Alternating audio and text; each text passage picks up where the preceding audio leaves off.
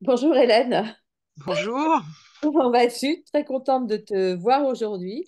Entre la psychanalyse et la médecine, quel lien allons-nous pouvoir faire? Alors j'ai écrit deux, trois trucs, il faut bien que je bosse un petit peu de temps en temps, enfin, moi que je me donne l'impression de bosser.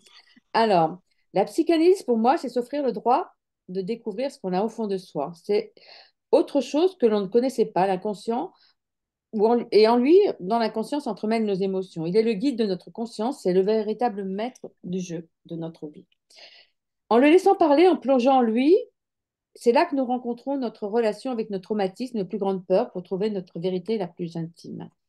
Tomber dans le puits autant de fois que nécessaire en regardant sa souffrance droit dans les yeux pour ne plus la laisser nous dominer. Être acculé à ses peurs nous autorise pas à pas à faire ce chemin vers la résilience. Il n'y a pas un psy qui ressemble à un autre, ni une psy qui ressemble à une autre, mais cette sincérité face à nous-mêmes nous autorise non pas à la perfection, et encore heureux, car on s'emmerderait royalement, mais ni à être sachant, car il n'y a pas de savoir normé dans l'inconscient qui se veut d'être libre. Le but, si but il y a, est peut-être de s'accepter sans honte en dehors de la puissance démesurée de l'ego.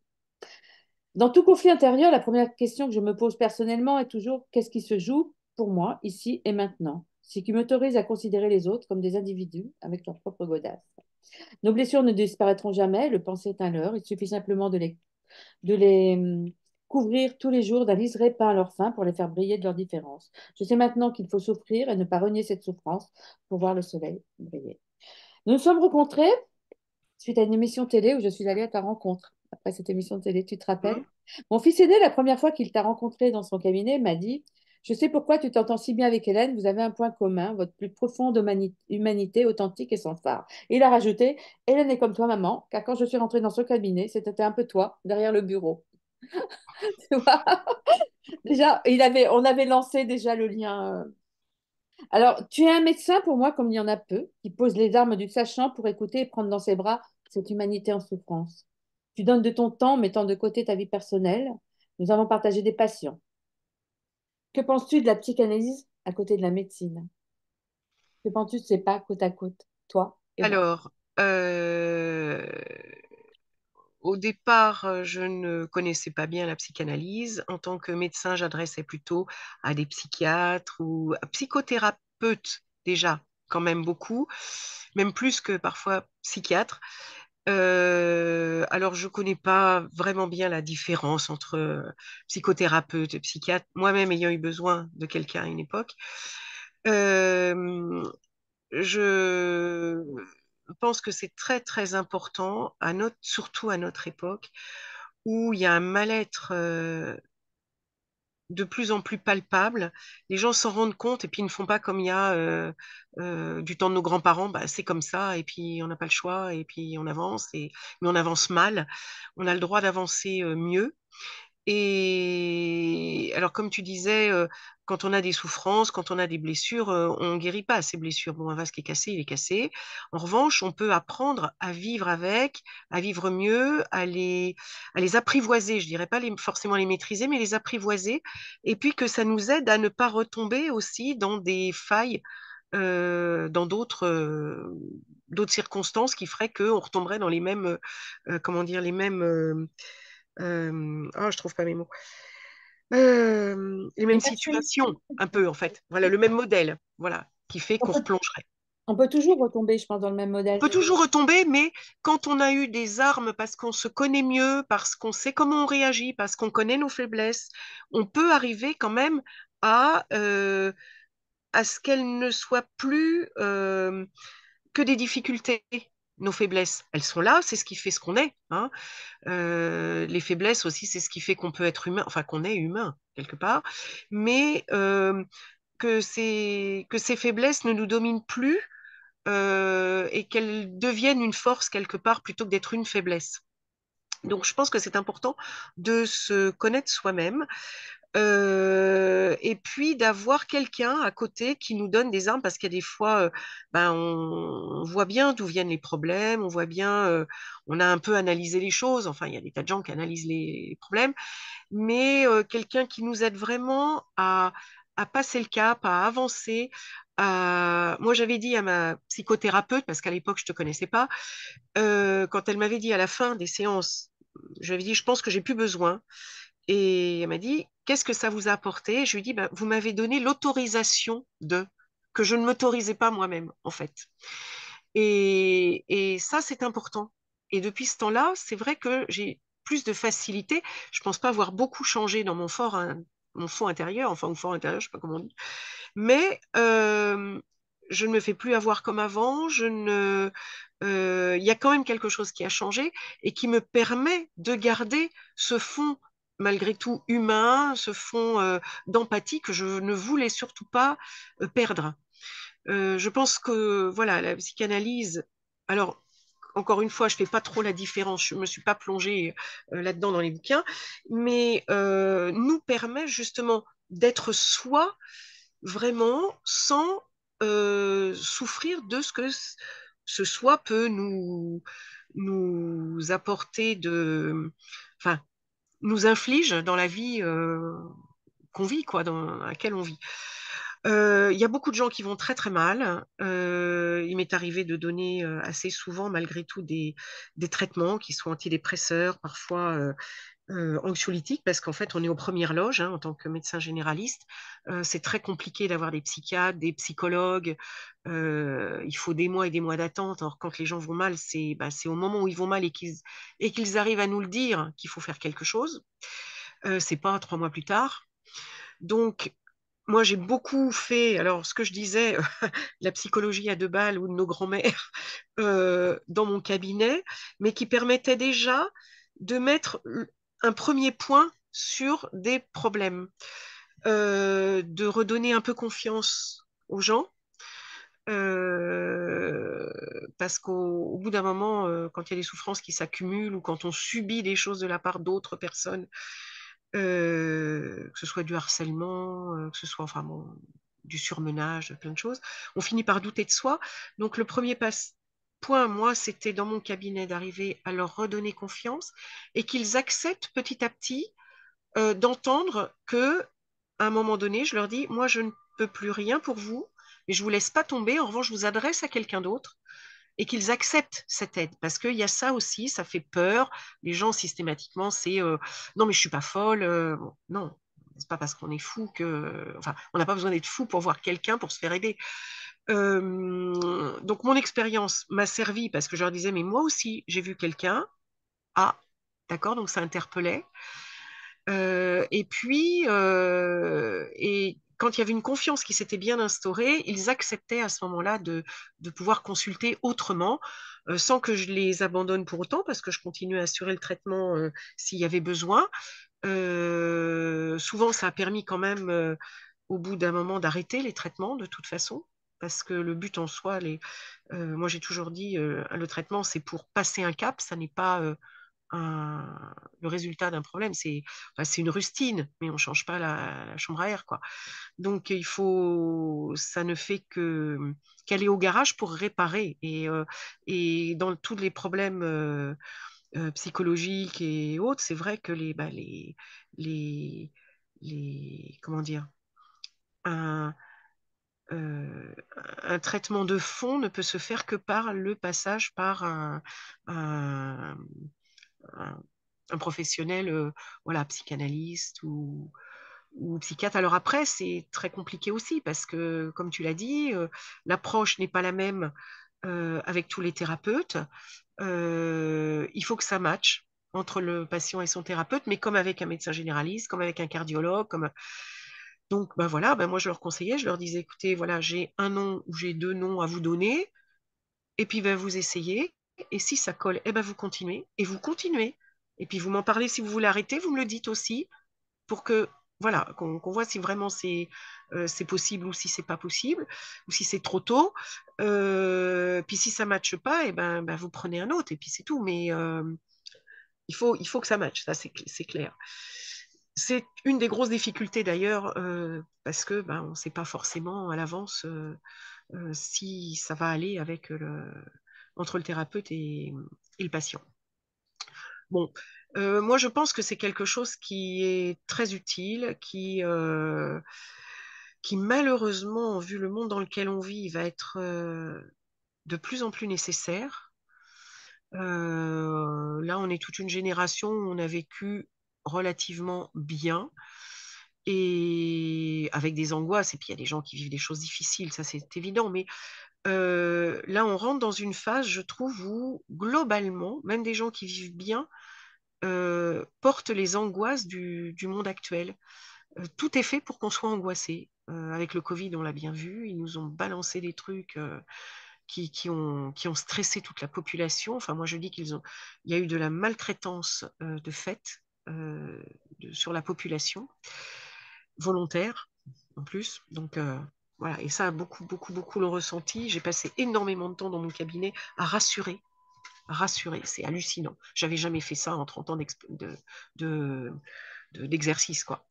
Et puis, à mon avis, ça va pas aller en s'améliorant, ça. Donc, il va falloir que les gens apprennent à prendre du recul, qu'ils arrivent à, à vivre ces situations de façon moins angoissante pour être actif, parce que quand on est angoissé, en plus, on est, enfin, ouais, comme quand on est traumatisé, on est sidéré parfois, et donc on fait plus rien, et on subit encore plus.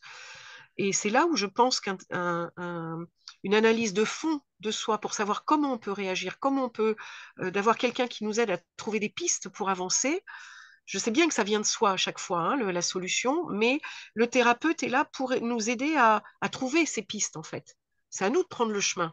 Mais il peut nous aider quand même à trouver des pistes. Enfin, moi, c'est ce que je pense. Peut-être que j'ai tort, hein, mais c'est ce que je pense. Et puis d'être soutenu, d'être aidé, ça fait du bien.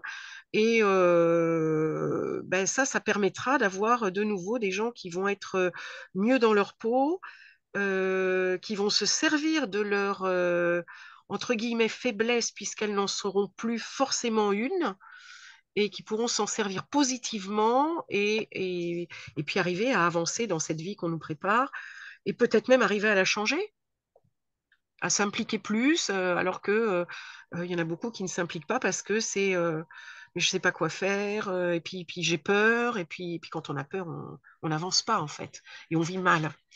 Voilà, donc moi je pense que c'est quelque chose qui peut être contrairement à avant où c'était bon, quand tu disais ah, tu vois quelqu'un, tu vois un psy, ça faisait assez snob à une époque, voilà. Non, je pense que c'est vraiment partie intégrante du soin en fait, et de plus en plus, à mon avis. Et enfin, j'ai eu une patiente un jour qui m'a dit, je lui ai dit, mais maintenant il faudrait aller voir un psychiatre quand même, il faudrait aller voir quelqu'un d'autre. Elle m'a dit, mais pourquoi faire? Vous faites autant de bien qu'un psy, et puis je suis plus longtemps avec vous qu'avec un psy, et puis vous êtes moins cher en plus. Mais enfin bon, ça c'est anecdotique. Mais je veux dire par là, notre rôle aussi en tant que médecin généraliste a changé, et ça fait partie du soin pour moi. Ça fait partie du soin. Le problème, c'est que les généralistes maintenant n'auront plus le temps de faire ça et n'auront plus non plus la possibilité parce qu'on ne va pas leur laisser en fait. Leurs missions vont changer et puis bah ils pourront plus quoi. Ils pourront plus. C'est un peu dommage. Donc on va avoir besoin de plus en plus, je pense, de gens voilà extérieurs euh, comme toi, pour nous aider, à avancer. Voilà. Cette période Covid, elle a été extrêmement douloureuse pour tous. Mm. En tant que médecin, je pense qu'il t'est arrivé une bombe en pleine figure parce que les angoisses des patients, le désarroi des patients, ne plus savoir où ils étaient, ça a dû être extrêmement difficile à vivre en tant que femme, Alors, ça a en tant que été médecin. compliqué. Ça a été compliqué. Alors, pas tellement difficile à vivre pour moi, parce qu'en fait, j'ai toujours fait ça dans ma pratique. Euh, ce, comment dire, ce côté soin autre que médicament a toujours fait partie de ma pratique. Moi, j'ai fait aussi de l'acupuncture, j'ai fait de l'homéopathie, j'ai cherché d'autres solutions que systématiquement des médocs, quoi. La parole a toujours fait partie de ma pratique, parce que je considère que la personne, c'est un tout, c'est pas juste un- une machine où il faut graisser de temps en temps, où il faut mettre un boulon de plus, voilà. Mais au moment du Covid, j'ai vraiment senti une différence. Ça faisait déjà une quinzaine d'années que je trouvais qu'il y avait un mal-être général avec le, sur, le surmenage et les burn-out qui arrivaient. Alors, on ne mettait pas ce terme-là il y a 15 ans, mais c'était ça. Les gens qui étaient pressés comme des citrons dans les entreprises, et puis après qui étaient jetés comme des moins que rien. Euh, le harcèlement, en fait, hein, dans les entreprises, ça, ça fait déjà longtemps que ça existe et c'était déjà compliqué à vivre pour beaucoup de personnes. Là, ce qui s'est passé en plus, c'est qu'il y a eu de la peur de la mort, parce qu'ils nous ont fait peur hein, en nous disant qu'on allait tous mourir à cause du Covid, quoi, pour nous obliger à faire ce qu'ils voulaient qu'on fasse. Le confinement où les gens ne se parlaient plus, et puis avant, quand on se voyait pour un repas, tu refaisais le monde, soit au bar, soit chez soi. Enfin, ça durait 2, 3 heures le dîner, on refaisait le monde, on parlait, on pouvait avoir les arguments des uns des autres. Là, les gens se voyaient que par visio, ça durait 1 heure grand maximum, et ils parlaient de tout et de rien, mais ils refaisaient pas le monde. Ils avaient besoin de lâcher un peu prise, donc ils se faisaient un apéro comme ça en visio, mais ils gardaient leurs angoisses à eux. Ils les partageaient pas aux autres, en fait. Et puis, il y a eu la peur aussi de ce que pensait le voisin, de ce que pensaient les autres membres de la famille. Et ça, c'est inadmissible, ce qui s'est passé, à mon avis, parce que, justement, ça fait que les gens se sont renfermés sur eux-mêmes, avec leurs propres angoisses, leurs propres peurs. Et il y a des gens qui ne se sont pas fait soigner. Moi, j'ai eu la chance d'avoir 2 secrétaires à ce moment-là, et donc, on a pris sur le site de la Sécu, on pouvait aller voir les gens qui étaient positifs, qui avaient fait des tests, à partir du moment où on a pu faire des tests. Et donc, on les a tous appelés, enfin, les secrétaires les ont appelés, et moi, je les ai vus. Donc déjà, j'ai pu examiner les gens qui avaient le Covid, j'ai pu en traiter quand même un certain nombre, et ça s'est très bien passé.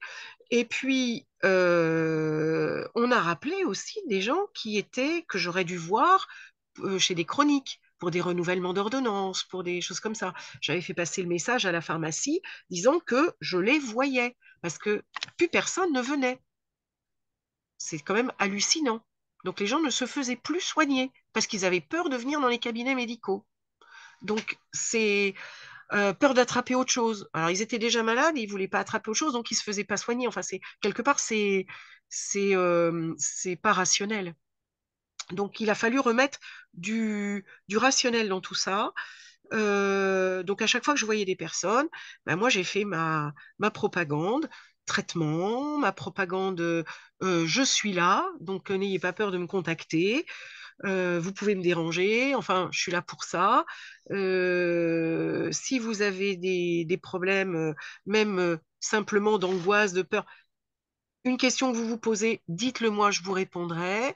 J'ai fait circuler aussi comment ça s'appelle, des flyers, non pas des flyers, mais enfin si des papiers, des vidéos, euh, des choses pour expliquer en fait hein, ce qui se passait, pour que les gens aient moins peur, et puis qu'ils se rendent compte aussi, et ça a été un côté quand même positif du coup, qu'ils n'étaient pas les seuls à penser certaines choses. Parce que je me suis rendu compte que vraiment, il y avait eu un isolement terrible, pas simplement un isolement euh, par le confinement, on ne se voit plus, mais un isolement intérieur terrible. Et ils avaient même peur de leurs propres pensées. C'est hallucinant quand même. Tu puis avoir confiance dans ce qu'on croit, dans ce qu'on... Voilà. Et donc, moi, j'ai essayé de remettre ça, et ça a été très... euh, comment dire? Très positif, parce qu'en fait, je me suis rendu compte qu'il y a plein de gens que j'ai pu aider, alors j'ai pas pu aider la Terre entière, hein, mais plein de gens que j'ai pu aider, au moins pendant cette période-là, ne serait-ce qu'à ça, à reprendre confiance en eux, à se dire, ah bah oui, finalement, je suis pas le seul à le penser, à les mettre en contact les uns avec les autres, et, et à recréer du lien, en fait. Donc c'était un rôle qui n'était pas de soins médical au sens pur comme ce que j'ai appris à la fac, mais finalement un rôle de soin autre, alors qui n'est pas le même que celui des psys, que celui voilà, des professionnels du soin mental, mais qui a peut-être permis d'éviter que certains tombent trop bas aussi, quoi, quelque part. Donc voilà. Donc moi, j'ai pas vécu ça comme un énorme traumatisme pour moi, en fait. Je l'ai vécu plutôt comme un traumatisme pour la population et où j'ai trouvé mon rôle. Euh, Enfin bon, c'est oui, je pense que j'ai été utile à ce moment-là d'une autre façon, d'une autre façon. Bon, alors peut-être parce que c'est ma façon de faire aussi, je sais pas, mais c'est vrai que j'ai été quelque part un lien. Je dirais pas pilier, c'est pas ça, parce qu'il y en a d'autres qui ont été vraiment des piliers dans mes patients, mais un point de ralliement en fait, Mhm. un peu la maison familiale. Donc le cabinet, il y avait moi, et puis de là, dispatchait des infos, des, euh, comment dire, oui, bah, quand j'ai fait ce tout petit groupe là pour chanter, où t'es venu d'ailleurs hein, une On a fois, chanté, j'ai chanté, t'as vu, t'as joué de la guitare, j'ai chanté. C'est voilà. au C'était moment pas de la... grand-chose en soi, et on n'était pas très nombreux, mais on se donnait des infos chacun qu'après on redispatchait. Et ça, c'était hyper important. Et il y a eu plusieurs groupes comme ça. Une fois, je suis allée voir le film à Gien, comment ça s'appelle? Euh, les soignants entre deux eaux. Comment il s'appelle? Oh, je suis désolée, j'ai plus les noms en tête. Enfin bon, c'était une interview en fait de certains médecins, dont Louis Fouché, sa femme, d'autres, un chirurgien orthopédiste qui s'était pas fait vacciner, donc qui avait été évincé. Enfin bon, plein de soignants comme ça. Et il y a une soignante qui a dit dans la salle, après, on a discuté entre nous, et elle a dit, mais moi je vois pas de points positifs là-dedans, parce qu'il y en a qui trouvaient des points positifs. Et je vois pas de point positif là-dedans. Moi, j'attends toujours d'être réintégrée. Ma vie, elle est stoppée, etc. Donc, elle n'arrivait pas à passer le cap. Et en fait, il aurait fallu, je pense, qu'elle se fasse aider parce qu'il y en a beaucoup qui sont fait aider ou entre eux, voilà, et qui ont réussi à soit changer de vie, carrément. Donc, ils sont plus heureux maintenant qu'avant. Alors, c'est le but quand même, c'est de vivre heureux. Voilà, tant qu'à faire. Et puis, moi, je leur ai dit, mais en fait, je pense en effet qu'il y a du positif là-dedans. Il faut vraiment qu'on le saisisse. On est nombreux à avoir pris conscience de certaines choses, pris conscience qu'on vivait mal, finalement.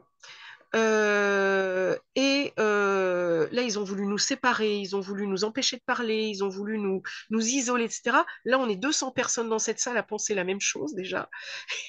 C'est déjà pas mal, à s'être rassemblés, certains venant de loin, et on discute entre nous. Donc, voilà, bon, là, j'ai beaucoup dévié par rapport à la psychanalyse, je suis désolée, Non, non, c'est mais bon. en fait, quand je dis que on a besoin de vous parce que nous, on peut faire des choses en tant que généraliste, mais c'est quand même limité. Moi, je suis jamais allée au fond des choses avec mes patients. Mon rôle, ça a été vraiment de les maintenir à flot et de leur permettre d'accepter le fait d'aller plus loin pour avancer. Voilà.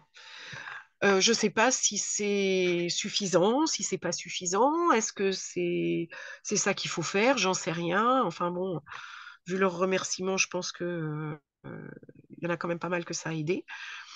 Il y en a aussi plusieurs hein, qui m'ont dit merci de m'avoir adressé finalement à quelqu'un.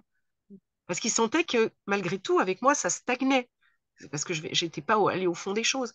Et donc, qui, à force de les mettre en confiance, avaient accepté de se faire aider d'une autre façon, voilà, quand ils s'en sont sortis, quand ils allaient bien, sont venus me dire, ben voilà, merci d'avoir insisté, merci de m'avoir adressé à quelqu'un parce que maintenant, voilà, ça va. Je suis prête. Et je suis prêt à refaire front, à refaire face aux problèmes, à la vie, enfin, et je suis prête à vivre surtout. Voilà. Donc, je pense que c'est très important et qu'on a un rôle interactif entre les deux. Moi, je regrette de ne pas avoir assez de retours des psychiatres, par exemple, parce que c'est important aussi pour nous de savoir où en est le patient quand on le revoit pour autre chose. Est-ce qu'on met les pieds dans le plat? Est-ce qu'on met pas les pieds dans le plat? Est-ce que il faut, il faut tenir compte des médicaments qu'ils prennent? déjà, ne serait-ce que sur le rein, enfin sur d'autres choses, quoi.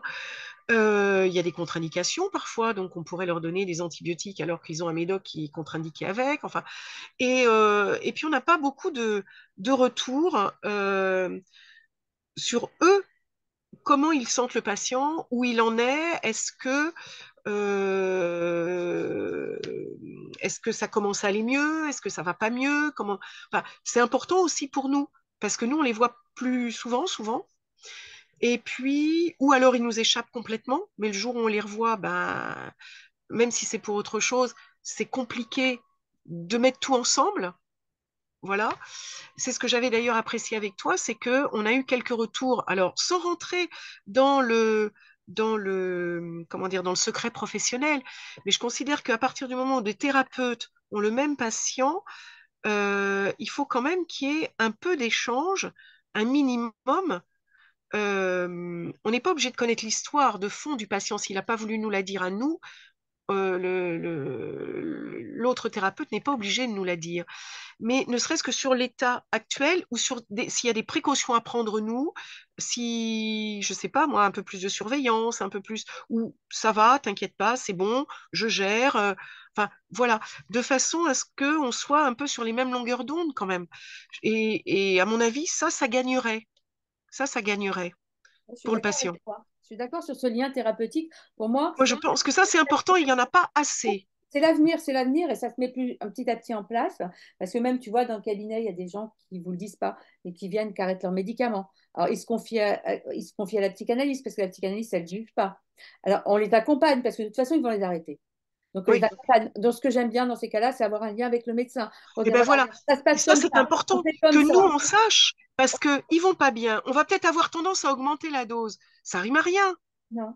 Ça rime à rien. Donc, le savoir. Et s'ils les ont arrêtés, pour quelles raisons? Et dans ces cas-là, leur demander pour quelles raisons. Est-ce que c'est parce qu'en fait, ils avaient des effets secondaires? Est-ce que c'est parce qu'ils ne sont pas prêts à en prendre? Si c'est uniquement parce qu'il y a des effets secondaires et puis qu'ils se trouvaient moins bien, etc., on peut négocier avec eux si le thérapeute, en plus, sent qu'il y a quand même besoin d'un soutien derrière, on peut négocier un changement de traitement. Enfin, il y a des choses qui peuvent se faire. Et ça, c'est un des trucs, moi, que je trouve dommage, c'est que je n'ai pas assez de retours. Alors, tu vois, Voilà. il y a beaucoup de patients qui, par contre, moi, c'est le sens inverse. C'est-à-dire, je sens qu'ils sont essoufflés par les médications ou parce que j'ai l'impression, je dis bien que c'est une impression qu'ils n'en ont plus besoin ou qu'ils prennent ça depuis 20 ans et que c'est devenu quelque chose qui n'est pas foncièrement utile. Ils sont prêts à essayer de lâcher un peu. Donc, on essaie de lâcher tout doucement. J'aime bien, dans ces cas-là, rentrer en relation avec le médecin en leur disant, voilà, pour l'instant, ça se passe comme ça. On est en train d'essayer. On voit ce qui se passe. On revient vers vous si ça ne se passe pas bien. On est à l'écoute et on suit. À partir du moment où le patient revient toujours, ça va. À partir du moment où il arrête de revenir, je préviens le médecin, voilà, il était dans cette condition, il a arrêté de revenir. Parce que je ne Voilà. suis pas médecin, mais il faut savoir, enfin, de mon point de vue, que les médicaments sur le long terme, ce n'est pas. Chaque patient est différent, chaque histoire est différente, donc ce n'est pas forcément tout le temps utile. Ce n'est pas forcément. Des fois, c'est une camisole de force, parce que j'ai même eu une patiente qui est arrivée à un moment dans le cabinet, non, c'était un patient, en disant, et c'est arrivé à une collègue aussi, mais pas sous la même forme, en disant depuis que j'ai arrêté les médicaments, mon mari est devenu un con.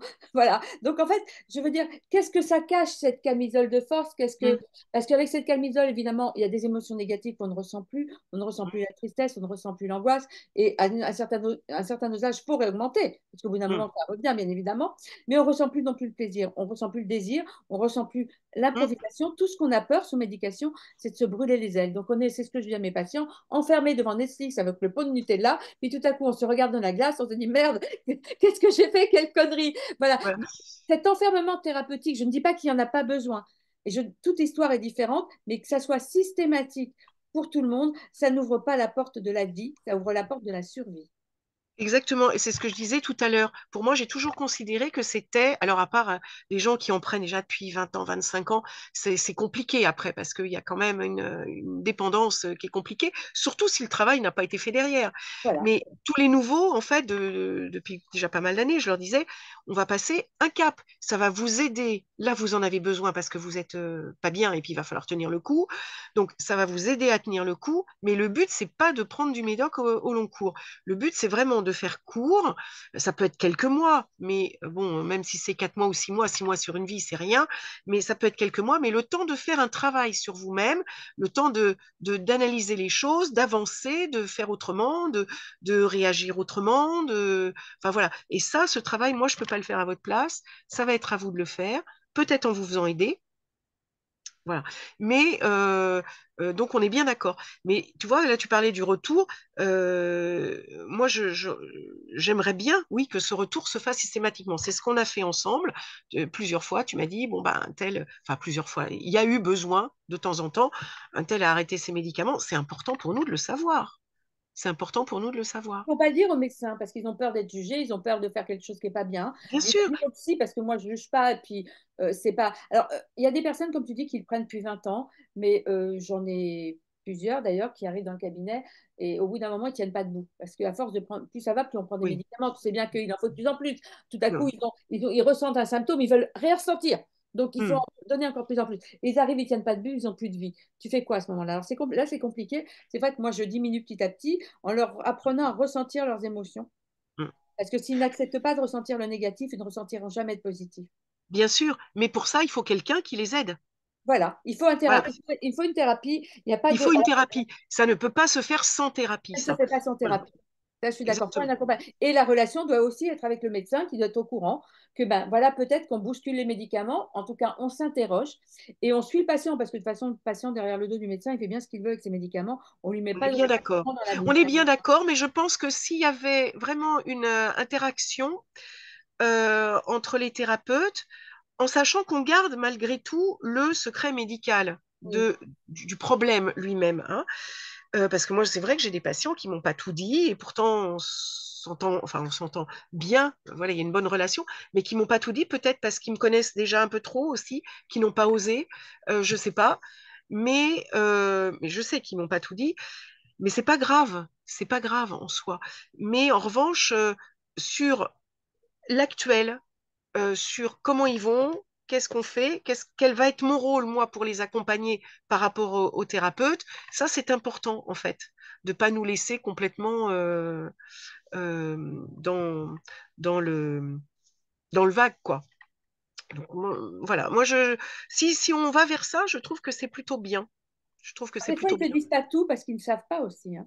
C'est se découvrir, c'est quelque chose de complexe. Donc, des fois, on ne sait pas. Et des fois aussi, on ne veut pas savoir. On met des barrières névrotiques un petit peu partout, ça nous protège. Et on se Oui, sent parce que ça protège. Un truc qui a été très, très douloureux à vivre, bah, mais pourquoi pas? Je veux dire, à on la se limite, protège. chacun choisit sa vie, et comme me dirait mon collègue, chacun fait sa vie avec ses propres godasses. Je veux dire, pourquoi pas? Si la vie de quelqu'un, c'est de survivre, moi, ça ne me dérange pas. Je suis ce qu'il veut de sa vie. Moi, je suis, c'est ce que je dis, peut-être la psy la plus cinglée qu'ils peuvent avoir. Oui, mais il faut, en fait, l'important, c'est de l'amener à savoir justement ce qu'il veut décider. Oui, mais souvent, quand on met des barrières névrotiques, on décide rarement de les enlever. C'est tellement douloureux de les enlever. Je ne peux pas savoir la douleur, ce que ça fait de les enlever. Donc, on les met en protection parce qu'on n'a pas envie de retourner dans cette souffrance. On préfère dire qu'on a avancé. On avance avec ces barrières. Mais en même temps, chacun choisit de Oui, son mais côté. voilà, mais c'est On ne pas grave. choisit pas pour les autres. Maintenant, les patients qui ont le plus avancé dans mon cabinet, c'est quand même ceux qui ont accepté de se reconnaître tels qu'ils étaient sans en avoir honte, hein, et de voler de leurs propres ailes, quitte à se brûler les ailes. Et en Mm, sachant que même s'ils se brûlaient les ailes, elles repousseraient parce qu'ils avaient appris ce que c'était. Le plus important, c'était la vie. Et que mm. tomber, c'était pas grave. De toute façon, ils se relèveraient. Ils se relèveraient de Se ça. relèverait, oui. J'en Mm. ai quelques-uns comme ça.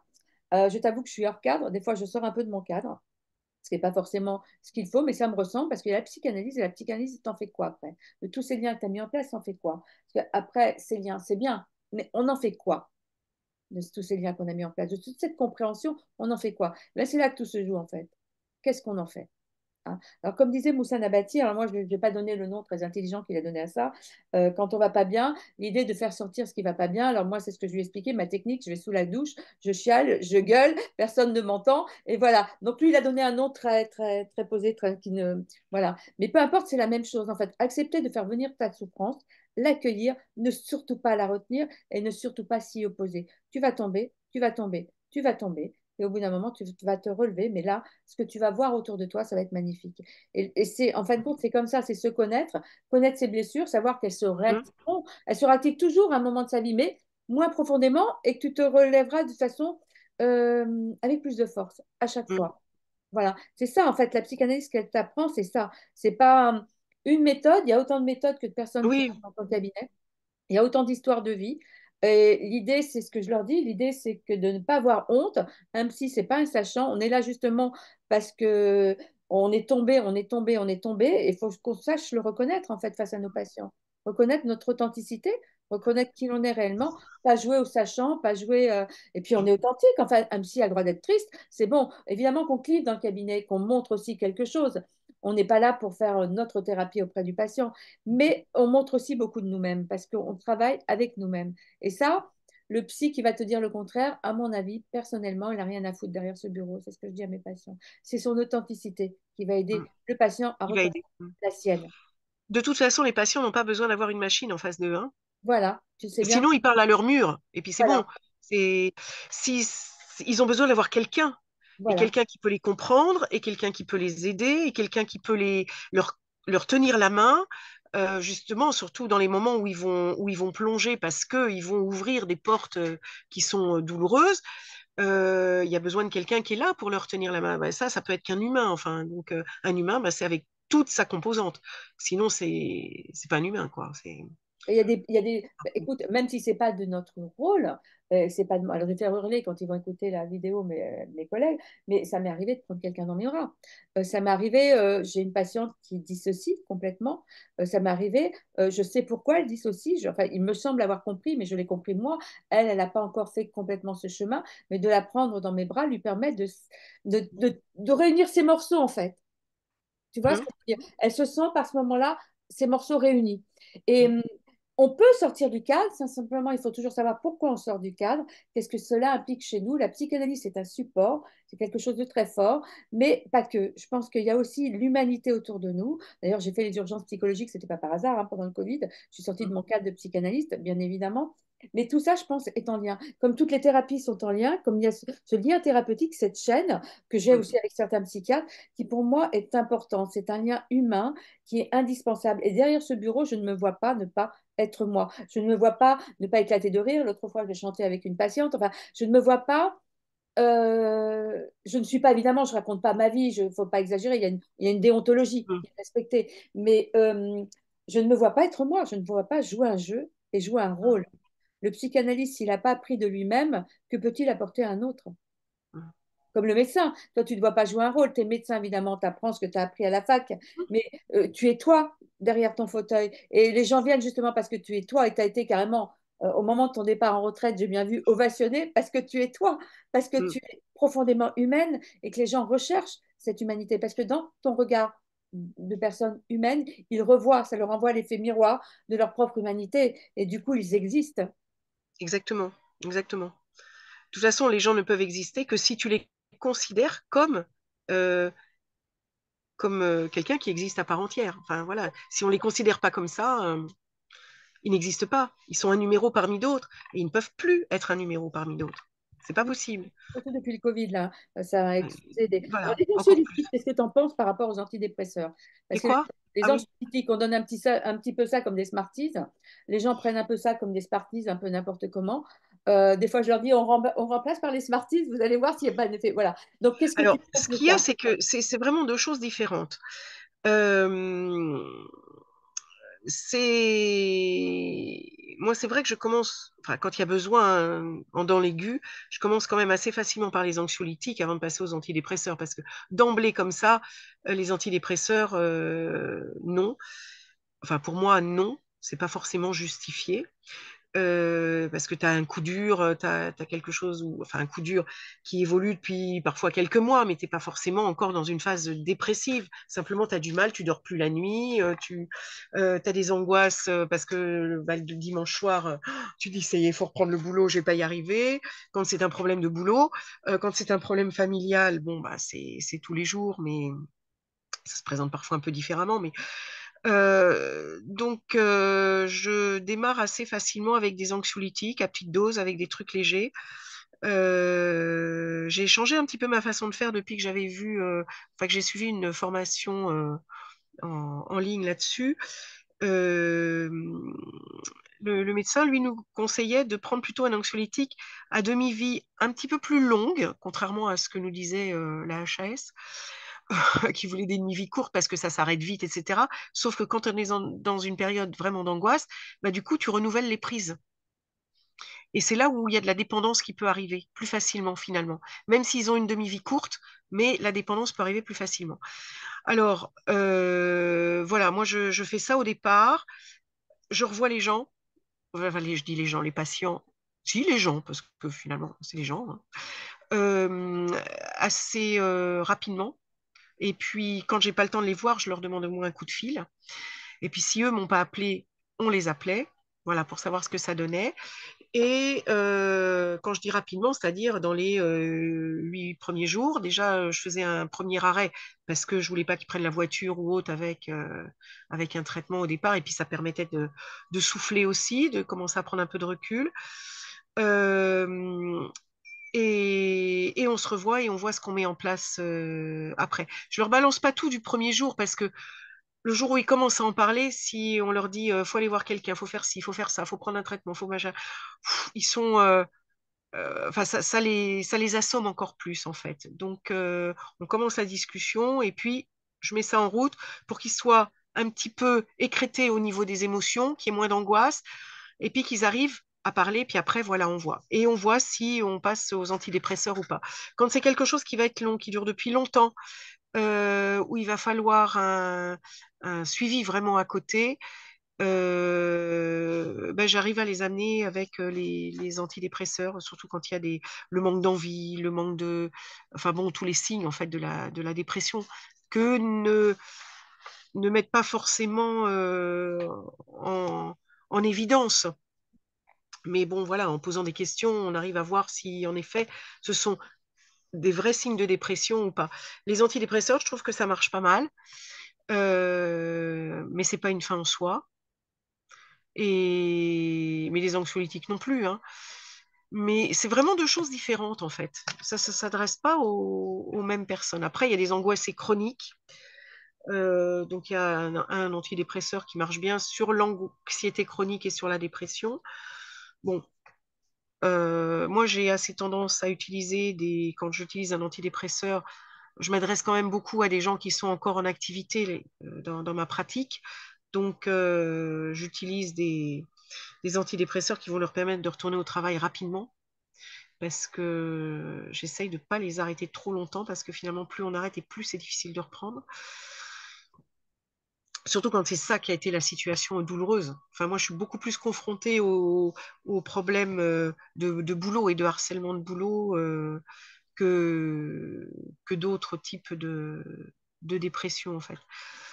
Après, les dépressions dues au harcèlement familial, euh, j'en ai eu des patients comme ça, mais c'est compliqué. Et puis en général, de toute façon, ça se termine toujours par faut arriver à ce qu'ils arrivent à avoir la force de partir, parce qu'il n'y a pas d'autre solution en principe.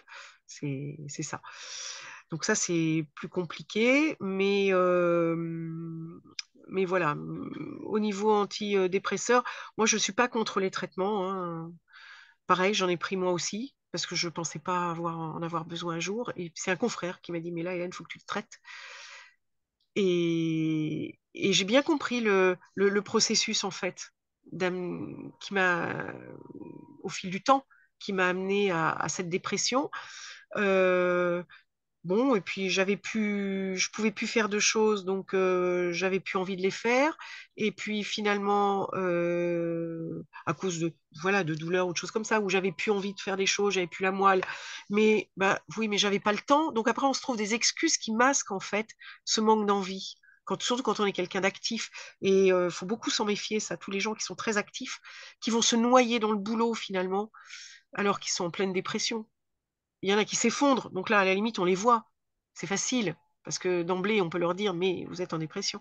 Mais c'est tous ceux qui sont actifs et qui vont lutter, lutter, lutter, lutter parce qu'ils ont été élevés comme ça, parce qu'ils ont des modèles de gens hyper courageux. Donc, ben, on continue. Et puis, ou parce qu'ils sont dans des situations, dans des métiers où ils sont un petit peu pris en otage, bah, comme les nôtres, hein, parce que si toi tu fais pas, bah oui, mais tu laisses des patients sur le carreau, donc bah non, tu peux pas, parce que c'est anti toi, puisque tu as donné ta vie aux patients, donc tu peux pas les laisser tomber. Donc tu te laisses tomber toi-même pour pas les laisser tomber eux. Mais à un moment donné, bah, on est comme des piles. Et je pense qu'on ne peut pas se donner si on ne s'est pas rechargé. Donc il faut savoir aussi à un moment s'arrêter. Donc moi, c'est un copain qui m'a dit, là, faut que tu te traites. Ça m'a servi dans mon expérience parce que comme tu disais, bon, je ne parle pas de ma vie privée, mais euh, d'avoir dit aux patients que moi aussi j'en avais pris, que moi aussi j'avais été suivie par quelqu'un, ça a permis de les amener eux à accepter le fait de se faire traiter. Donc finalement, bah, ma foi, autant que ça serve, hein, l'expérience. C'est si ça a pu gagner du temps pour eux. Voilà. Et c'est ce qu'on dit, nous aussi, en tant que psy, on leur dit qu'aussi, enfin moi je leur dis aussi que je ne suis pas derrière, quand je vois que ça bloque, derrière ce bureau par hasard, j'ai accepté de tomber et c'est ce qui m'autorise à me relever. Donc du coup, ils te regardent comme ça et ils se disent, tiens, la psy est humaine, on va peut-être pouvoir faire quelque chose de notre côté. Comme tu dis, Voilà, c'est ça, en le fait. transfert un peu qu'on a médecin. Et je trouve qu'aussi, on trouve des excuses pour autoriser notre névrose à garder le pouvoir. On lui trouve toutes les excuses du monde, n'importe quoi. Là, il faut que je fasse ma soupe, là, je sais pas, des excuses à la con, Oui, pour laisser la névrose. En fait, la névrose n'a plus le pouvoir quand vous avez accepté de ne plus survivre, quand vous avez accepté d'essayer de trouver des choses qui vous passionnent, de prendre des risques et d'improviser. C'est ce que je dis tout le temps à mes patients. Le jour où vous avez décidé de prendre la voiture et de se dire, là, je ne sais pas où je vais, mais j'y vais et je vais voir, ça peut être pour des petits parcours, ou de dire, là, tout à coup, je tourne quelque part, c'est que vous avez ouvert une porte dans ce qui est parce que ce qui est névrotique, souvent, on sait très bien que c'est en nous depuis longtemps. Alors ça a bougé au fil du temps en fonction des rencontres, en fonction des émotions, en fonction des choses qui ont bouleversé nos émotions, donc on peut appeler des traumatismes, mais c'est quand même là au départ. Et il faut bousculer ce tout, cela, ce bloc pour vivre. Autrement, tu arrives à des gens, j'étais en soins palliatifs à un moment donné, et tu arrives avec des gens qui sont en mode panique parce qu'ils vont mourir. Et ils ne sont pas en mode panique parce qu'ils vont mourir, ils sont en mode panique parce qu'ils n'ont pas vécu. Et ça interroge, c'est une vraie, ce que je dis, une vraie leçon de vie. C'est très poignant, c'est une leçon de vie. La vie, il ne tient qu'à nous. Si on fait, voilà, je vais bosser à telle heure, je fais tel truc, c'est-à-dire je mets des barrières partout, je fais la bouffe là je fais là je vais voir mes amis, mais là c'est là. Et si un jour on propose quelque chose, ben non, non, c'est hors du cadre. Je ne veux pas découvrir, je ne veux pas faire autre chose parce que si je fais autre chose, je vais peut-être découvrir quelque chose que je ne veux pas voir. Et je pense que c'est quand on s'autorise à tout voir qu'on peut à ce moment-là tout découvrir. oui, il y a ça. Je pense aussi qu'il y a des fois, on est dans un carcan, on se l'autorise pas, pas parce qu'on a peur d'autre chose, mais parce que on a peur de décevoir, parce qu'on ne reste plus dans le carcan. Oui, mais c'est ça, mais Parce en fait, c'est parce qu'on a besoin d'un socle Mais pas sûr. forcément décevoir soi, mais décevoir enfin, les autres, la famille, Mais c'est euh, miroir, et là, ça c'est miroir, donc c'est se décevoir soi au départ, c'est-à-dire ce socle que l'on doit avoir pendant l'enfance et qu'on n'a pas souvent, parce que quand on est expulsé du corps de la mère, donc on est en dehors, donc il y a automatiquement une violence qui déjà crée ce manque de mm, sécurité. Il suffit qu'après, il y ait eu des circonstances dans notre vie qui nous amènent à être encore plus insécures, et tout le monde est insécure quelque part. Cette insécurité, elle crée ça en fait. On cherche la mm, sécurité, et quand on ne la trouve pas en nous-mêmes, on la cherche où? Dans le regard de l'autre. Alors qu'en fin de compte, la plus grande des sécurités, c'est en nous-mêmes et c'est sans personne. Et je crois que c'est la chose la plus difficile à obtenir, se sentir, alors sécure 100%, on ne peut jamais. Je pense qu'on a toujours besoin des autres et on saura le dire, toi et moi, mm. parce qu'on est profondément humaine. Et moi, si je n'ai pas de lien humain, je pense que je ne vis Oui, pas. bah, C'est quelque chose de très important pour moi. je n'envisage même pas. On l'envisage même pas. On l'envisage C'est ni pour l'une ça que, ni l'autre. c'est pour ça que le passage à la retraite a été difficile enfin, il est encore. Mais on va le voir, on va se voir, on va se voir. C'est cette humanité, en fait, cette humanité Mais qui fait lien, qui fait socle, cette spontanéité qu'on a, toi et moi, on ne s'est pas rencontrés par hasard, cette authenticité, on ne s'est pas rencontrés par hasard. D'ailleurs, j'ai envie, entre toi et moi, de chanter la goutte d'eau de Nicole Rieu dans une église. Je sais que tu as un accès à une église à Dordive, je dis pourquoi pas. Pourquoi pas avec toi à la guitare? C'est vraiment quelque chose qui me rappelle un petit peu ma vie passée, où je chantais avant et j'ai vraiment envie de ça. Donc ça, c'était la petite parenthèse personnelle et douce. Alors, qu'est-ce que tu ressens quand tu rentres le soir fatigué? Comment fais-tu pour te libérer de la souffrance que tout le monde a déposée si lourdement dans ton cabinet? Parce qu'elle fait automatiquement lien avec des brides de ton vécu par moment, elle fait forcément lien avec ta souffrance aussi par moment. C'est nous ce qu'on appelle le contre-transfert au Mm. cabinet. Je pense que tu le vis, étant spontané, étant un médecin comme tu es authentique, tu dois vivre ces moments. Alors, euh, en fait, j'ai vécu une chose très douloureuse pendant mes études. À un moment donné, enfin, j'étais interne hein, déjà, et j'étais à Cochin dans un service de cancéro, fin de vie. Enfin, j'avais que 6 lits à m'occuper, hein, mais 6 personnes, fin de vie. Et tous les jours, bah, je passais, etc. Une des mes premières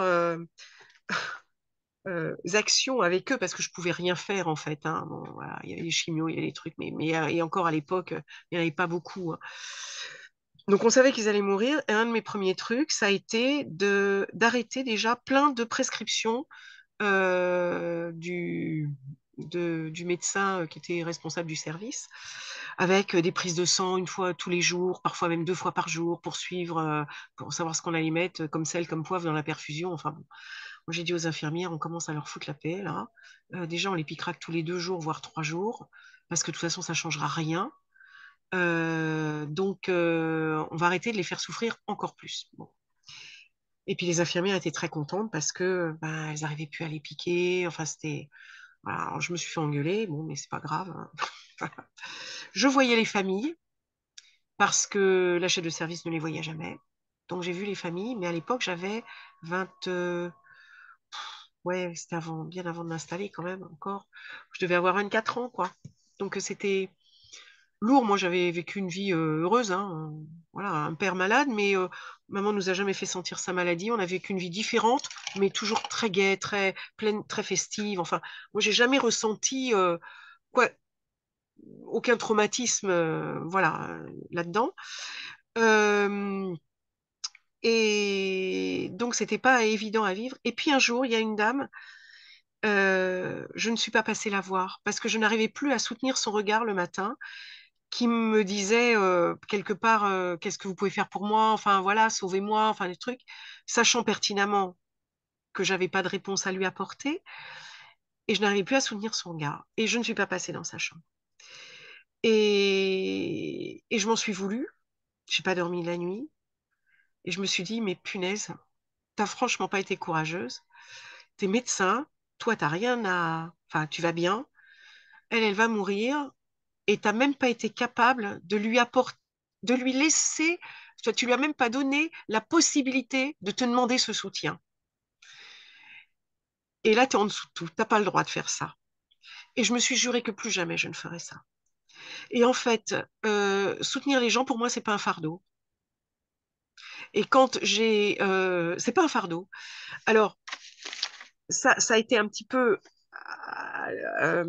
ambigu à un moment donné. Disons que, justement, quand j'ai fait la psychothérapie, parce que j'étais en burn-out, Euh, ce que m'a fait comprendre aussi la psychothérapeute que j'ai eue à ce moment-là, en fait, je lui dis, mais j'ai pas le droit de me plaindre. Quand je vois tous ces patients là qui vivent des choses extrêmement difficiles, extrêmement compliquées, je n'ai pas le droit de me plaindre. Et je ne m'autorisais pas à me plaindre, en fait. Et puis un jour, bah, j'ai craqué parce que je pouvais plus. Et là, j'ai réussi à me plaindre. Et elle m'a dit, mais vous avez le droit. Ce sont 2 plaintes différentes. Ça ne vous empêche pas de vous occuper des autres. Ça ne vous empêche pas qu'on pense à vous. Mais voilà. Et donc, j'ai réussi à séparer les choses, si tu veux. Mais j'ai toujours porté le poids de ce qu'on me disait. J'ai toujours réussi à prendre du recul malgré tout par rapport à ça. Il y a même des fois où je me suis dit, c'est pas possible, t'es insensible. Mais je n'ai pas, parce que je me suis pas effondrée. Alors si, il y a quand même des fois où j'arrivais, je pleurais et j'étais épuisée. En fait, ça m'a demandé beaucoup d'énergie, mais j'ai toujours trouvé l'énergie pour ça. Je l'ai pas trouvé pour moi, pour mes propres problèmes, mais je l'ai trouvé pour les autres.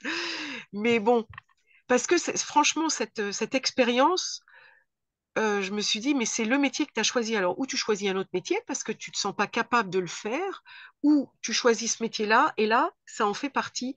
Et il faut que tu sois capable de faire ça. Donc l'énergie, tu la trouves ailleurs, tu te démerdes, mais tu trouves l'énergie pour les patients qui en ont besoin et qui ont besoin de ce soutien au moment où ils en ont besoin.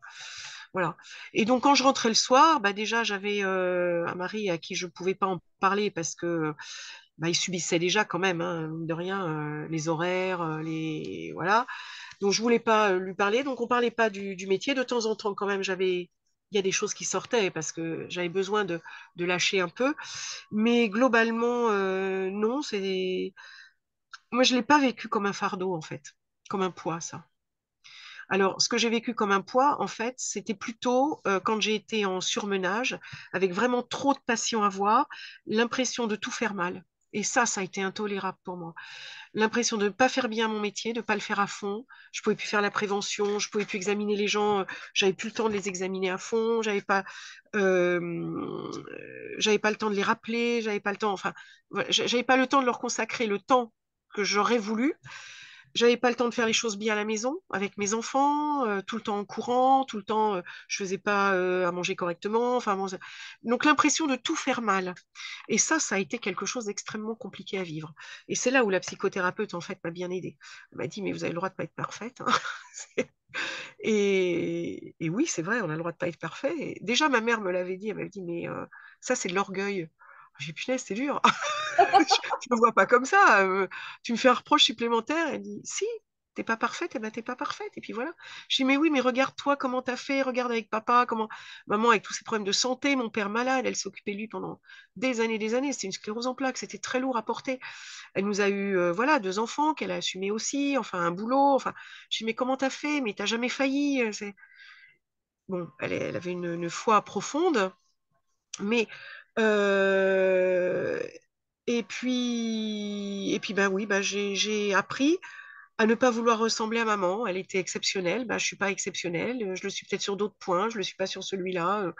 Et puis si je le suis pas du tout, ben c'est pas grave. Et ça revient à ce que tu disais, s'accepter soi tel qu'on est, avec nos faiblesses, avec nos manques. Voilà, ne plus être envieux d'un truc, ne plus viser quelque chose d'inaccessible, qui ne sert à rien, qui fait que ça nous rend malheureux finalement. Parce que oui, on a l'impression de tout faire mal. Et quand j'ai compris ça, ça a été beaucoup mieux. Ça a été beaucoup mieux. Donc j'ai mis une croix sur certaines choses. Eh ben ça c'est pas fait, ben c'est pas grave. Eh ben ça c'est pas fait, c'est pas grave. Eh ben là j'ai loupé, je vais me rattraper la fois d'après. Mais je le vivais autrement, voilà.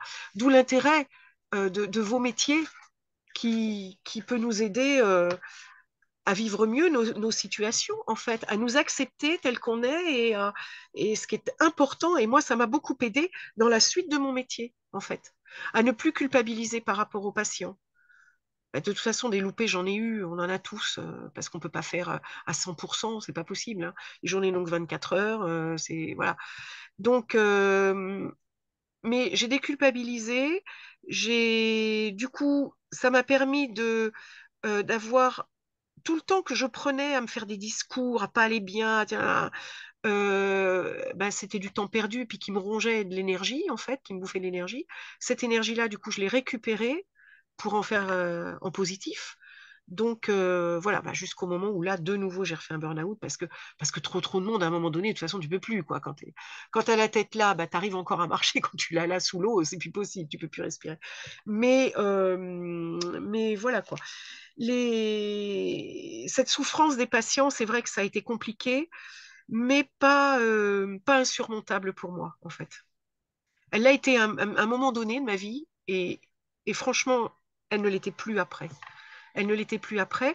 Je me suis d'ailleurs, et à chaque fois que j'ai eu un loupé, parce que pas le temps, pas au courant ou autre, je m'en suis voulu quand même. À chaque fois que j'ai pu, j'ai assisté les patients en fin de vie chez eux. Il m'est même arrivé d'aider les familles à faire les toilettes du défunt. Dans le temps, on faisait les toilettes avant que les pompes funèbres passent. Voilà, qui était un moment de, de partage, d'aide euh, et de soins aussi, que je considérais comme étant du soin. D'aller voir les personnes après ou de leur téléphoner quand il y avait eu un décès dans la famille. C'est difficile parce que quelque part, on dit, nous, que on a failli. Mais quand on quand on relit bien notre serment d'Hippocrate, c'est pas, on n'est pas là pour guérir, on est là pour soigner. Et on sait très bien qu'on guérira jamais tout le monde. De toute façon, on doit mourir un jour. Donc voilà. Donc, je n'ai plus vu ça à un moment donné comme une faille de médecin, si tu veux. J'ai pas un manque à ma mission. Je voyais ça comme une prolongation de ma mission. Bon, la personne était décédée, la famille avait besoin d'aide pour faire le deuil, pour passer ce cap douloureux dans leur vie. Eh ben, j'étais là pour le faire, pour les aider, enfin pour le faire, hein, pour les aider au moins.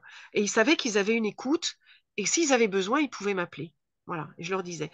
Je considérais ça comme du soin aussi, et comme une prolongation de ma mission en fait de, de, de soignants, en fait. Pas de médecins, mais de soignants, à tout point de vue, que ce soit là-haut, que ce soit là, que ce soit euh, orthopédique, que ce soit n'importe quoi, en fait. Donc voilà, il y a des fois, c'était lourd. Là, au moment du Covid, c'est vrai que cette histoire, toutes ces histoires psychologiques, ça a été lourd, mais à porter, mais ça va. Là, tu vois, ce qui me gêne le plus, c'est de me dire, j'ai pris ma retraite.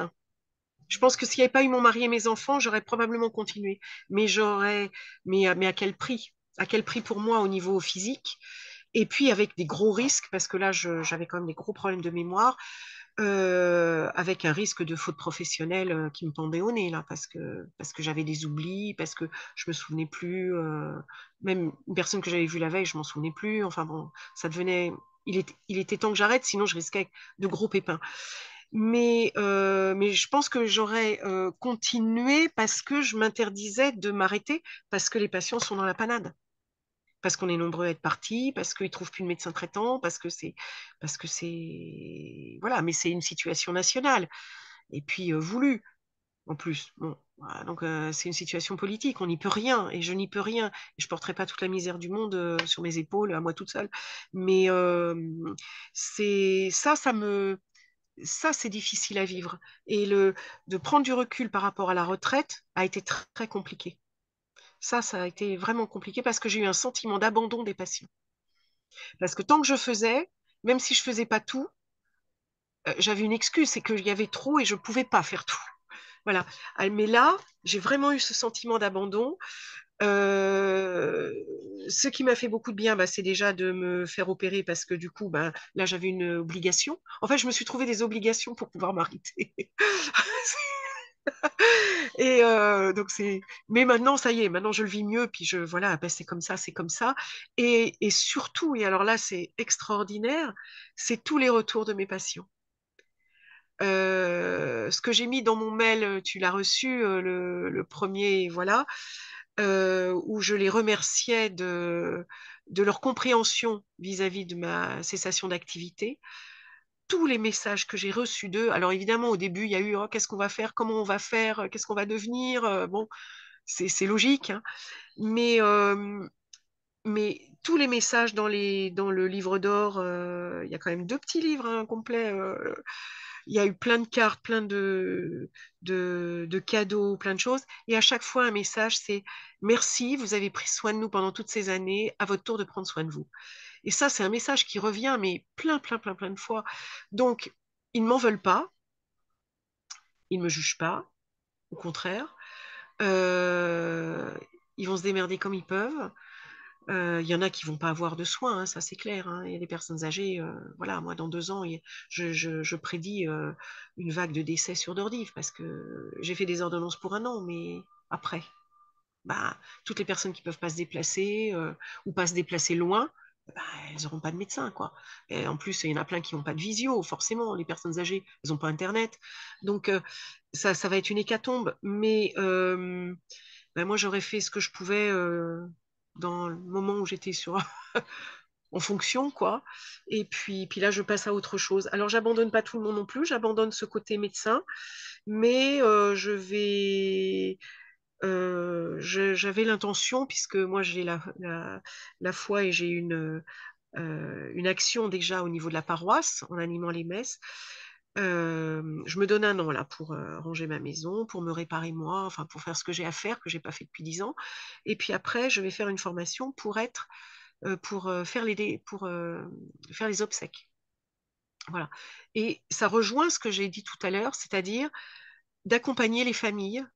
Et en tant que soignante, je peux comprendre quelque part leur douleur, leur détresse par rapport à la maladie, par rapport à ce qu'ils ont enduré d'être accompagnants d'un malade, enfin, ce qu'ils ont subi, etc.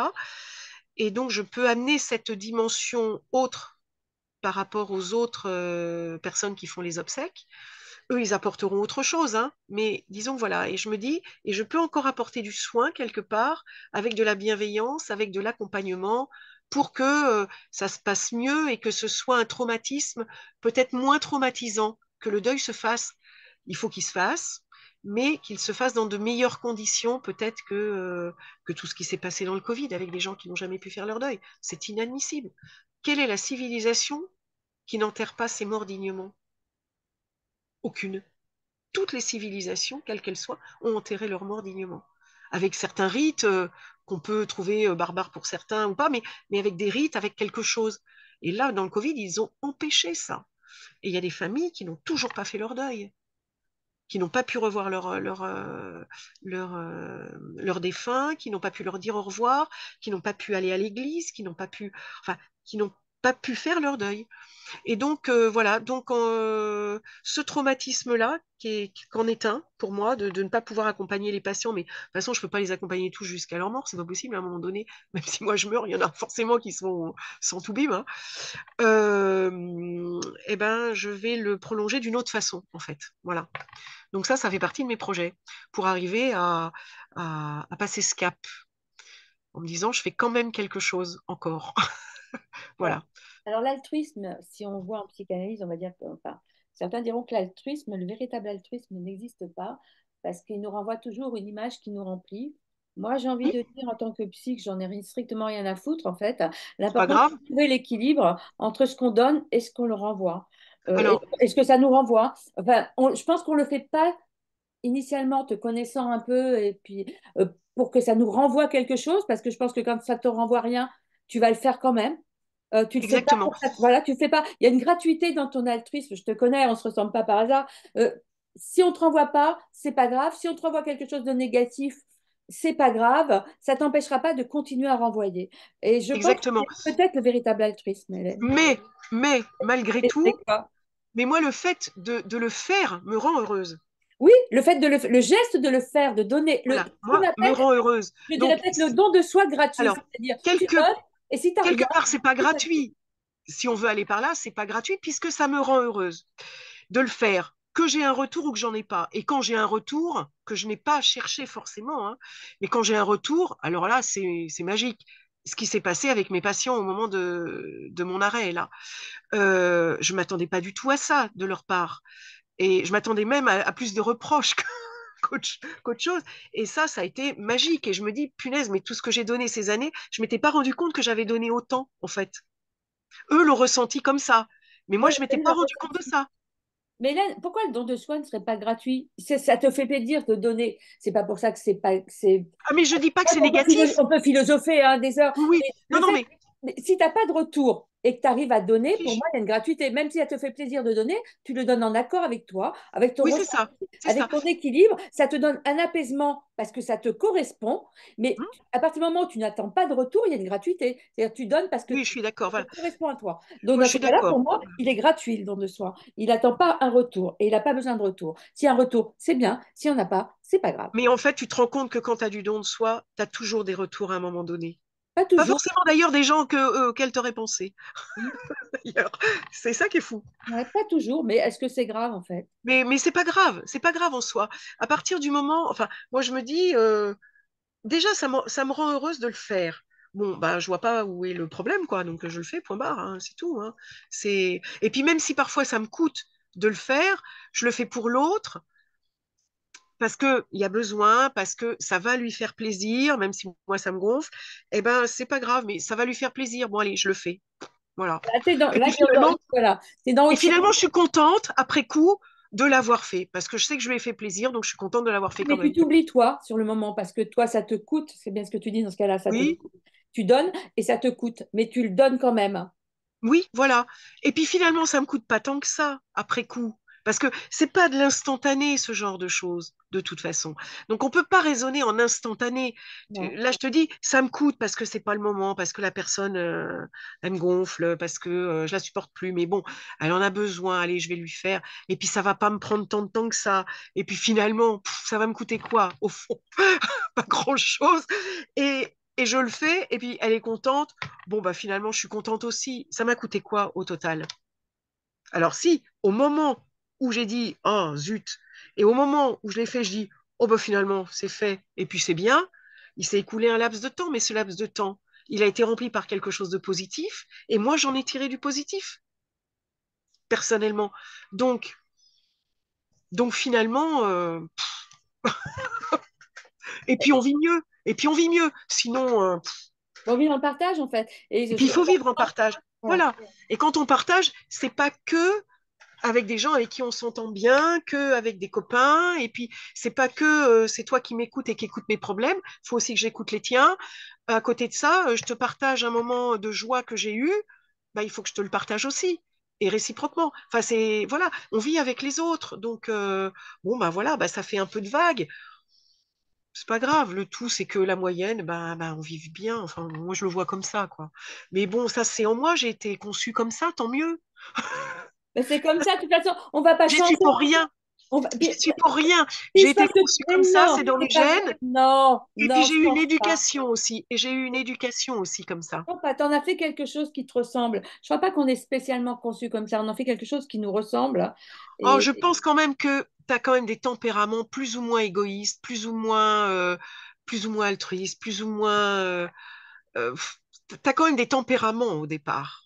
tu Et crois? après, tu en fais ce que tu veux. Ou tu développes ce truc-là, ou tu veux pas le développer. Ou on a tous un côté un peu mauvais, enfin mauvais entre guillemets, hein, un côté bon, un côté mauvais. De toute façon, on a tous un peu de tout, mais t'en as qui ressortent, t'as des traits de caractère qui ressortent plus quand même. Après, les traits de caractère qui sont pas forcément les meilleurs, à toi de savoir si tu veux euh, les faire valoir plus ou si tu les laisses un peu en retrait. Tu t'en sers de temps en temps parce que ça fait partie de ton équilibre, mais c'est pas cela que tu vas mettre en avant. Ça, oui, tu as un choix à faire, mais enfin, moi, j'ai pas eu l'impression que j'avais un choix à faire, hein. J'ai choisi ce métier depuis toute petite. Enfin, je sais pas, pour moi, ça a été facile, hein. Enfin, j'ai l'impression que ça a été facile. Ouais, bah, pas pour moi. Et tu vois, par contre, la rencontre avec toi, c'était une très belle rencontre. J'ai vraiment apprécié. J'ai pas apprécié j'ai même pas apprécié le médecin en première intention. J'ai apprécié la femme que tu représentes, bien évidemment. Ah, si je retourne vers mon fils, il va me dire, bah, j'ai compris pourquoi maman. Voilà.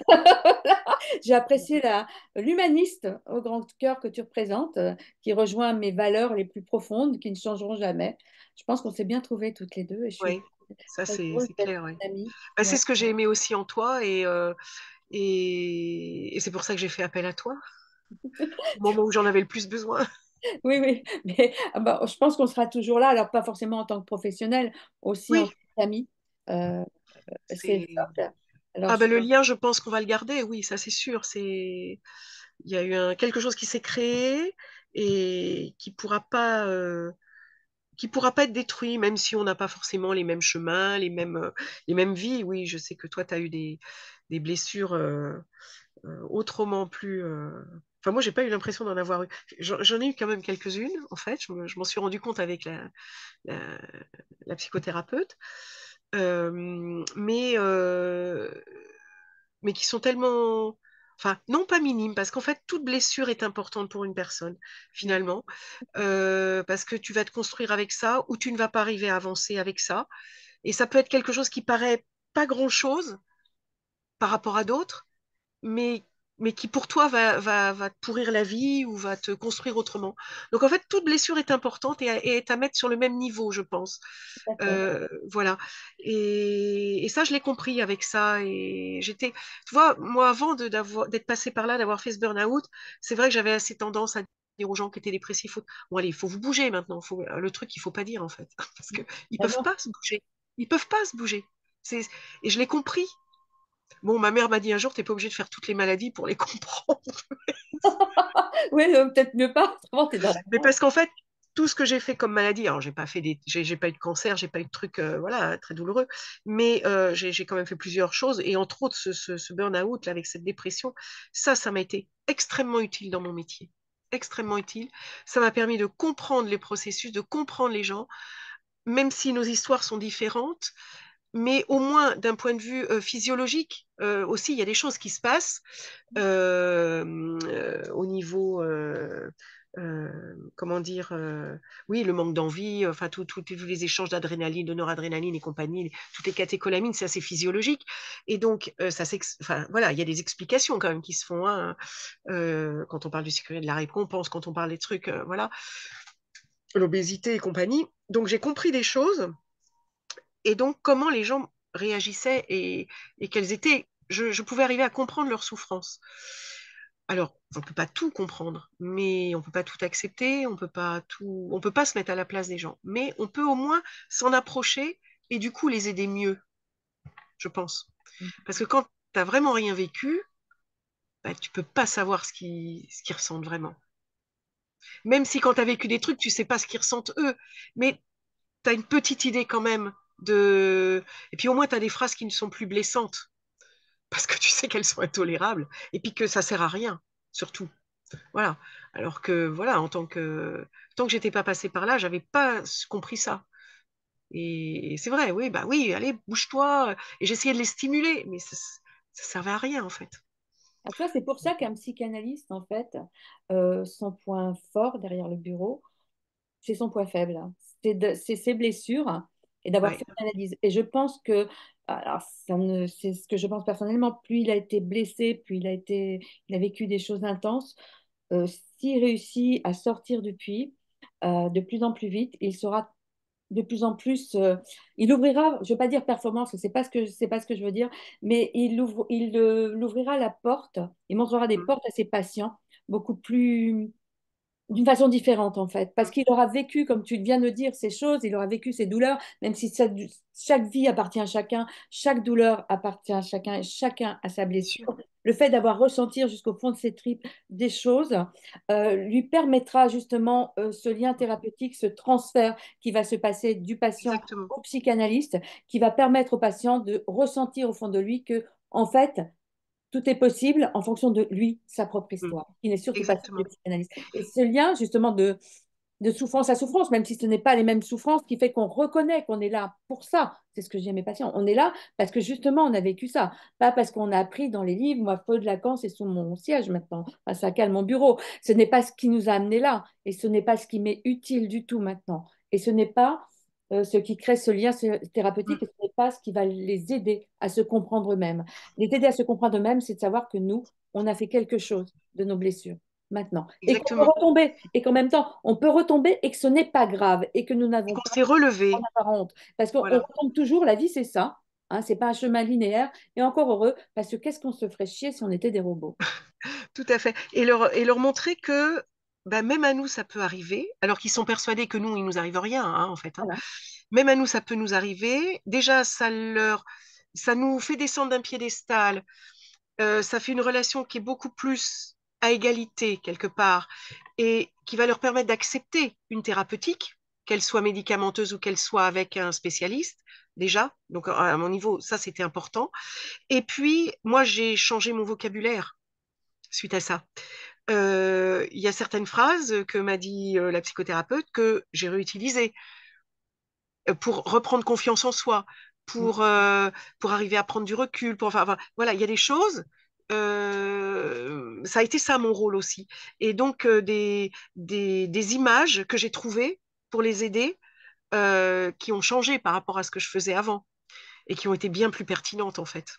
Donc, euh, donc voilà, ouais. Donc tu vois, finalement, je me dis, oui, il y a eu des épisodes un peu difficiles, mais je regrette pas de les avoir vécus parce que, comme tu disais, en fait, j'en ai fait une force après.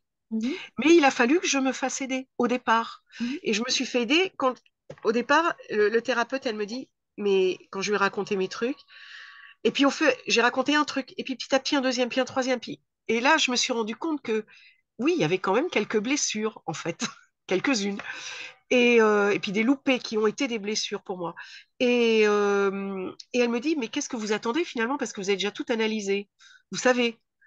Et là, je lui ai dit, mais j'attends que vous me donniez des pistes, des portes à ouvrir, enfin voilà, pour me sortir de ça. Et à la fin, je lui ai dit, vous m'avez donné l'autorisation, les autorisations que moi, je ne m'accordais pas, en fait. Donc, ça m'a libérée.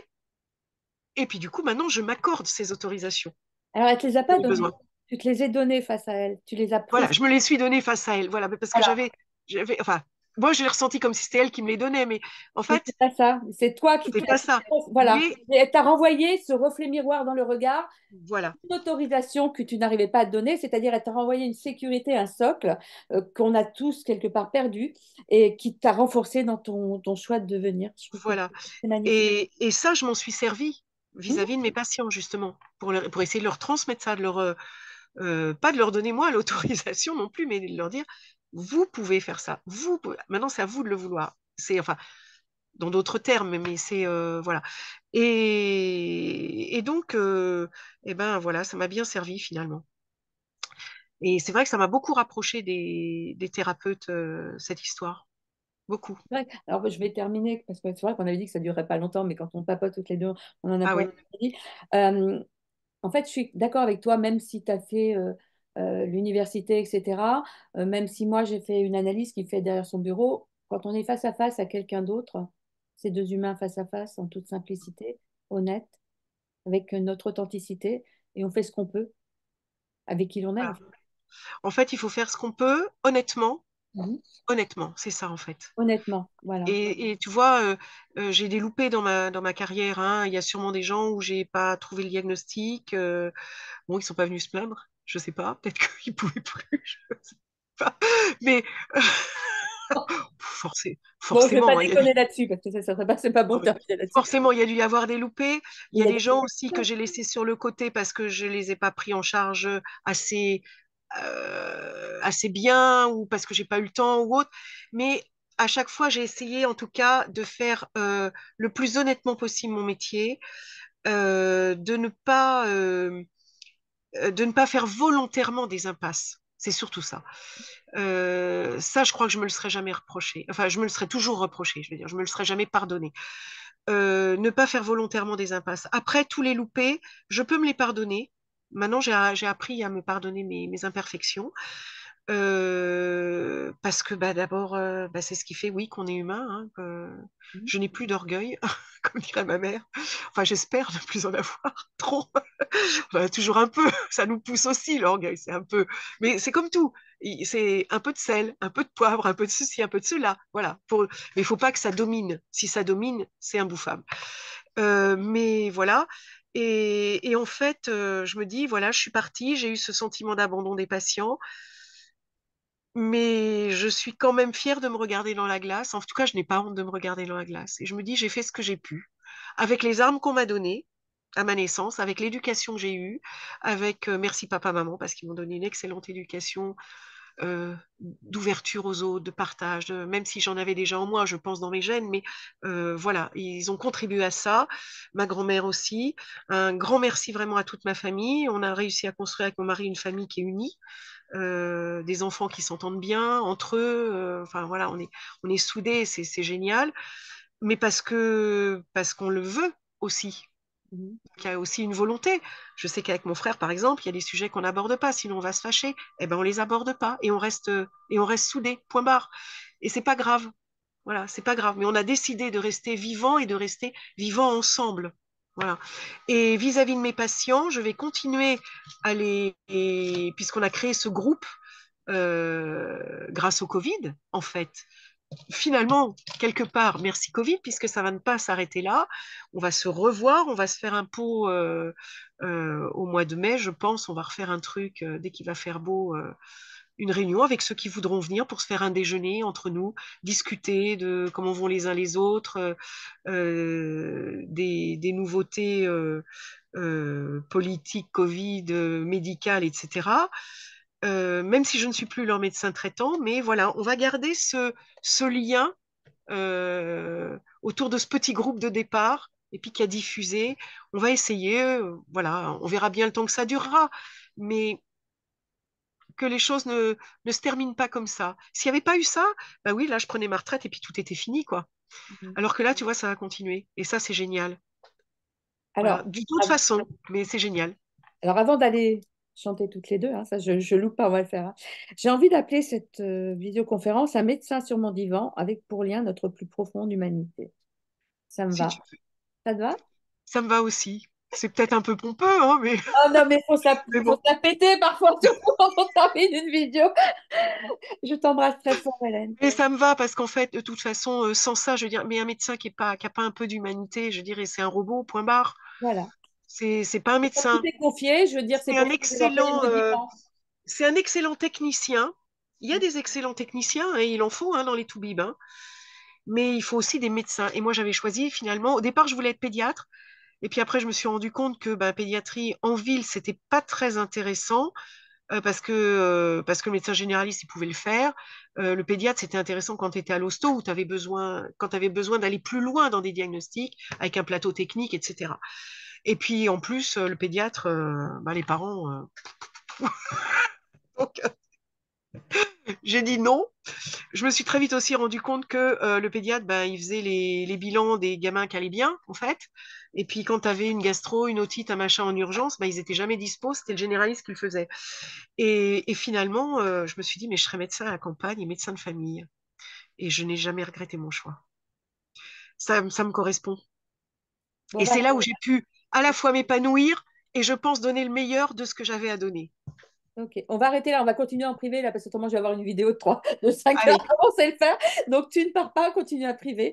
On tu coupes continue. tout ce que tu veux couper. Non, je vais rien couper du tout, c'est pour ça. Ah bah oui, ah, je t'embrasse, Hélène, et à tout de suite en privé. Embrasse.